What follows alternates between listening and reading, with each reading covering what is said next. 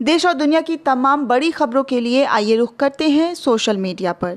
कृष्णकांत ने लिखा है, उत्तर प्रदेश में इंटर्न डॉक्टरों को दिहाड़ी मजदूरों से भी कम मेहनताना मिल रहा है।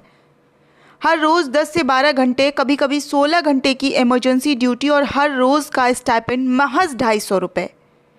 यूपी में इंटर्नशिप करने वाले डॉक्टरों को महीने का मात्र 7,500 रुपये दिया जाता है, जो देश में सबसे कम है। प्रदेश के कुछ प्राइवेट मेडिकल कॉलेजों में सिर्फ 6,000, तो कुछ में बिना किसी पेमेंट के इंटर्नशिप कराई जा रही है। इन डॉक्टरों का कहना है कि हमें ड्यूटी के ज़्यादा घंटे से कोई दिक्कत नहीं है, हम अपने काम को लेकर संवेदनशील हैं। लेकिन क्या सरकार भी संवेदनशील है? पिछले 10 साल से ये स्टाइपेंड बढ़ाया नहीं गया है, द क्विंट ने खबर छापी है। डॉक्टरों को कोरोना वॉरियर्स नाम दिया गया है, लेकिन समुचित तनख्वाह नहीं दी जा रही है, समुचित उपकरण नहीं दिए जा रहे हैं। अमर उजाला के मुताबिक दिल्ली में अब तक 300 से ज़्यादा स्वास्थ्यकर्मी कोरोना वायरस की चपेट में आ चुके हैं। 400 से अधिक क्वारंटीन किए गए हैं। हालांकि भास्कर ने स्वास्थ्यकर्मियों के संक्रमण का आंकड़ा 235 बताया है। 28 अप्रैल को स्वास्थ्य मंत्री डॉक्टर हर्षवर्धन ने कहा, दिल्ली में 4.11% स्वास्थ्यकर्मी कोरोना वायरस से संक्रमित है। ये खबरें पढ़ते हुए याद आया कि पिछले साल जब भारत के वैज्ञानिक चंद्रयान लॉन्च करने की तैयारी में लगे थे, उसी दौरान इसरो के वैज्ञानिकों की तनख्वाह घटा दी गई। वैज्ञानिक नाराज हुए, गुहार लगाई कि वेतन ना काटा जाए। तब उनके साथ कोई नहीं आया।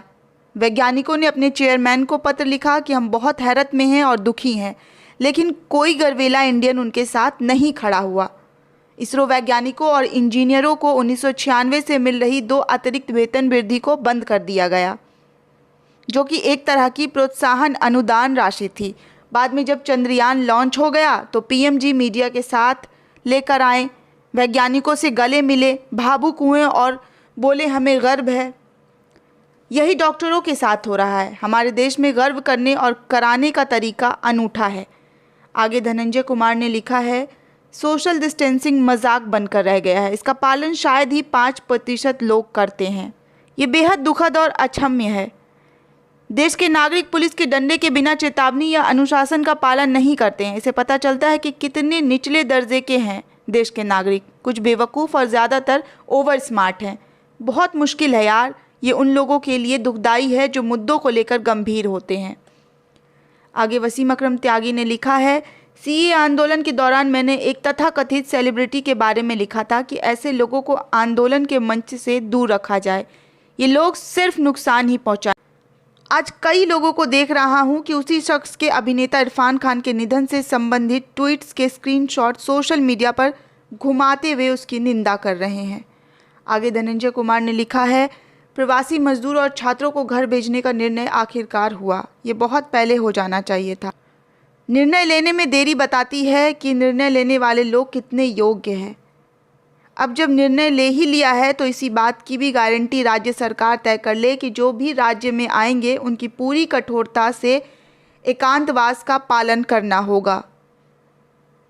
एयरपोर्ट जैसा हाल ना करे, नहीं तो ये सालों साल कोरोना पेशेंट की संख्या गिनने में ही निकल जाएगा। प्रदीप नरवाल ने लिखा है, काश इस देश के मजदूरों का नाम मेहुल चौकसी, नीरव मोदी और बाबा रामदेव होता तो हज़ारों करोड़ों का कर भी माफ़ हो जाता और मदद भी होती। लेकिन मज़दूर किसान तो मज़दूर किसान है। वो कहाँ मोदी जी की तरह लाखों का चश्मा पहन सकते हैं। विदेश से आने वाले मशरूम उनकी किस्मत में कहाँ।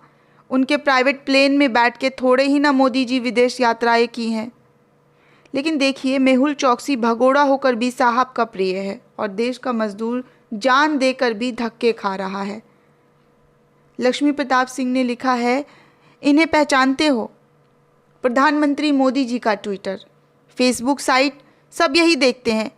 ये हिरेन जोशी है। पत्रकार अश्वनी सिंह के अनुसार जब व्हाइट हाउस ने पीएमओ को फॉलो किया था तो गोदी मीडिया हाउसेस को इन्हीं ने जानकारी देकर बहुत बड़ा कूटनीतिक कदम वाली खबरें चलाई थी।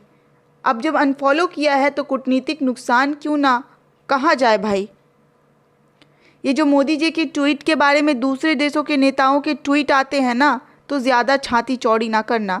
हिरेन भाई ट्वीट उन देशों के दूतावासों को भिजवाते हैं। जापान के शिंजो अबे को तो सीधा ट्वीट ही ट्रांसलेट करके भिजवाते थे ताकि ट्वीट करने में आसानी रहे। अब बताओ भाई, व्हाइट हाउस के अनफॉलो से क्या अर्थ समझे। फिर से लक्ष्मी प्रताप सिंह ने लिखा है, इकोनॉमिक टाइम्स में पिछले साल खबर छपी थी कि चीन से अपना ऑपरेशन बंद करने दूसरे देशों में जाने वाली 56 कंपनियों में से सिर्फ 3 भारत आई, जबकि 26 कंपनी वियतनाम गई, 11 ताइवान और 8 कंपनियों ने थाईलैंड में शिफ्ट हो गई। आगे की कहानी अंतर्राष्ट्रीय व्यापार का विशेषज्ञ होने के नाते मैं बताता हूँ। कोई भी कंपनी जब नए देश में अपना व्यवसाय स्थापित करती है तो वहाँ पहला और सबसे बेसिक सर्वे कराती है, उसे कहते हैं पेस्ट एनालिसिस। पॉलिटिकल यानी राजनीतिक माहौल, हमारे देश में पूर्ण बहुमत की सरकार है जिससे पॉलिसी अच्छी बन सकती है, लेकिन हिंदुत्ववादी एजेंडा ने इसका उल्टा किया। पतंजलि के पॉलिटेक्निक हस्तक्षेप की वजह से नेस्ले पर शीशा का आरोप लगा और मैगी बंद हुई। नेस्ले का इंडिया हेड बदलकर एक भारतीय और मैगी अप्रूव हो गई। इस मामले में दुनिया भर के अर्थशास्त्री भारत को नसीहत दे चुके हैं। इकोनॉमिकल यानी देश की अर्थव्यवस्था कितनी स्थिर है। जीडीपी पहले ही 4-5% थी और बेरोजगारी करीब 30% जाने का अंदेशा है। अर्थव्यवस्था अस्थिर हुई थी। दुनिया भर के अर्थशास्त्री इसके खिलाफ बोले। नोबेल विनर अमर्त्य सेन ने भी इसे गलत कदम बताया था। जिस देश में हाल ही में मुद्रा की कीमत तय करने का तरीका बदला हो, डिमोनेटाइजेशन हुआ हो, नेशनलाइजेशन हुआ हो, वहाँ व्यापारी वर्ग जाने से डरता है। सोशल समाज कितना सुदृढ़ है। झगड़ा या दंगा तो नहीं होते, क्योंकि दंगों में इंसान के बाद सबसे बड़ा नुकसान व्यापार का होता है। हमारा एक राज्य जम्मू और कश्मीर अभी भी कर्फ्यू में है। राजधानी दिल्ली में उस समय घर जले जब ट्रंप भारत में थे। क्या आप नॉर्थ कोरिया में दुकान खोलने जाएंगे? अमेरिका, यूरोप के लिए, दिल्ली के लिए क्या फीलिंग होगी, सोचिए। कितनी जल्दी लोगों की भावनाएं आहत हो जाती है। भारत में KFC का ऑपरेशन काफ़ी दिन एक अफवाह पे बंद रहा था कि वो गलत जानवर का मांस खिला रहा है। टेक्नोलॉजी इस मामले में भारत अच्छा है, ख़ास तौर पर IT में। भारत में सस्ती लेबर की अवेलेबल है, बिजली और पानी की उपलब्धता हुई, लेकिन लेबर के अलावा टैक्स, घूस, घटिया पॉलिसी, पेपर वर्क भी बड़ा कारक है। जानकारी के लिए बता दूं, खुद प्रधानमंत्री के ड्रीम प्रोजेक्ट बुलेट के उद्घाटन के 3 साल बाद भी अभी आधी ज़मीन तक अधिग्रहण नहीं हुई है। अब समझे विकास में असली रोड़ा कौन है। नईम अख्तर ने लिखा है, दीपक चौरसिया पत्रकार, एंकर कम प्रवक्ता हैं ये। जब अमेरिका के व्हाइट हाउस में प्रधानमंत्री नरेंद्र मोदी जी को फॉलो किया था तो दीपक चौरसिया महोदय ने बड़ी बड़ी कहानियां लिखी थी। ट्वीट किया था कि ये कूटनीतिक जीत है, बड़े कूटनीतिक है, बहुत सारे शब्द गढ़े थे। बहुत से पत्रकारों ने बधाई दी थी, ट्वीट किए थे और बड़े बड़े दावे किए थे। ठीक है, करना चाहिए, लेकिन अब जब व्हाइट हाउस ने अनफॉलो कर दिया प्रधानमंत्री जी को, तो PMO को भी शायद और शायद राष्ट्रपति के ट्विटर हैंडल को भी अनफॉलो कर दिया है। तो दीपक चौरसिया बताना चाहिए ऐसी कौन सी कूटनीतिक असफलता हुई है। ऐसा हुआ देश को बताना चाहिए ताकि सब समझे और सीखे कि हमारी कौन सी कूटनीतिक विफलता के कारण ये सब हुआ अचानक से। रानी राजेश ने लिखा है, द प्रिंट के 2 पत्रकार, जिनमें से एक रिपोर्टर सिमरन सिरूर और दूसरे national photo editor Praveen Jain और उनके ड्राइवर अनिल कुमार कोविड-19 से संक्रमित हुए हैं। ये सभी रिपोर्टिंग के लिए गुजरात के बड़ोदरा गए हुए थे। सिमरन, प्रवीण और अनिल 11 अप्रैल को महामारी को कवर करने के लिए दिल्ली से निकले थे और जयपुर, अजमेर, कोटा, उदयपुर, अहमदाबाद होते हुए बड़ोदरा पहुंचे थे। इन सबको जल्द स्वस्थ होने की कामना। हिमांशु कुमार ने लिखा है, अब एक बार फिर क्रोनोलॉजी को समझिए। 16 मार्च 2020 को राहुल गांधी ने संसद में भारत के 50 टॉप डिफॉल्टर्स की जानकारी मांगी थी। वित्त मंत्री निर्मला सीतारमण और उनके सहायक अनुराग ठाकुर ने जानकारी देने से मना कर दिया था। मित्र साकेत गोखले की RTI के जवाब में RBI ने माना कि 68,000 करोड़ से ज़्यादा के लोन माफ़ किए गए हैं। मोदी सरकार ने ये लोन पिछले साल सितंबर में ही माफ़ कर दिए थे। यानी वित्त मंत्री और गोली मारो गैंग के सरगना मंत्री ने संसद को गुमराह किया, झूठ बोल। क्यों? क्योंकि इसमें मेहुल चौकसी की कंपनी, गीतांजलि जेम्स, जिली, नक्षत्र जैसी कंपनियों के नाम थे। चौकसी अभी एंटीगुआ का नागरिक है, जबकि उसका भतीजा नीरव मोदी PNB का लोन डकार कर लंदन में मोदी सरकार की इस वफादारी पर हंस रहा होगा। क्या भारत के 136 करोड़ लोगों को ये पता नहीं होना चाहिए कि इन 50 लुटेरों ने इलेक्ट्रोल ब्रांड्स के जरिए बीजेपी को खरीदने के लिए कितना पैसा दिया? क्या लोगों को पता नहीं होना चाहिए कि पीएम केयर्स और लोन माफ़ी के बीच कितना कनेक्शन है? पीएम केयर्स क्या मोदी की पर्सनल गुल्लक है जिसमें डिफ़ॉल्टर्स अपना काला धन डालकर बच सकते हैं?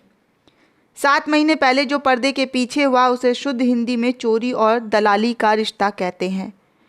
एक करदाताओं की मेहनत का पैसा चोरी करेगा, फिर सरकार उन्हें देश से भगा देगी और कुछ महीने बाद वो सत्ताधारी पार्टी को खरीद कर बच जाएंगे। कल सोशल मीडिया पर लोन माफ़ी के हंगामे में एक बात दब गई कि आगे और कितने लोन माफ़ होंगे। कांग्रेस के समय में लोन डकार कर माफ़ी पाने वालों की भी सिलसिला कब ख़त्म होगा? क्या हर सियासी दल अपने दोस्तों रिश्तेदारों को लोन खाकर भगाने, छिपाने और फिर उन्हें माफ़ी देता रहेगा? दोस्तों, इसे संगठित लूट कहते हैं। 95% मूर्खों के देश में भारत ये हिंदू मुसलमान की आड़ में होता है। यानी पर्दे पर दंगा, हिंसा, लिंचिंग, विधायक की शॉपिंग, सरकार गिराने की और लॉकडाउन का खेल चलता है और पीछे लोन माफ़ी का। आप भी इस अपराध में भागीदार हैं क्योंकि आपने भी लुटेरे के हाथ में सत्ता दी है। आपने अपने ही पैरों पर कुल्हाड़ी मारी है, अपने ही बैंक बैलेंस पर डाका डलवाया है, क्योंकि इस तरह की लोन माफ़ी बैंकों को खोखला कर चुकी है। बैंक डूबेंगे तो आपका भी पैसा डूब जाएगा। एक ही रास्ता है, इस लूटमार की व्यवस्था को बदलने की सोचें, देश को चोरों से मुक्त कराएं।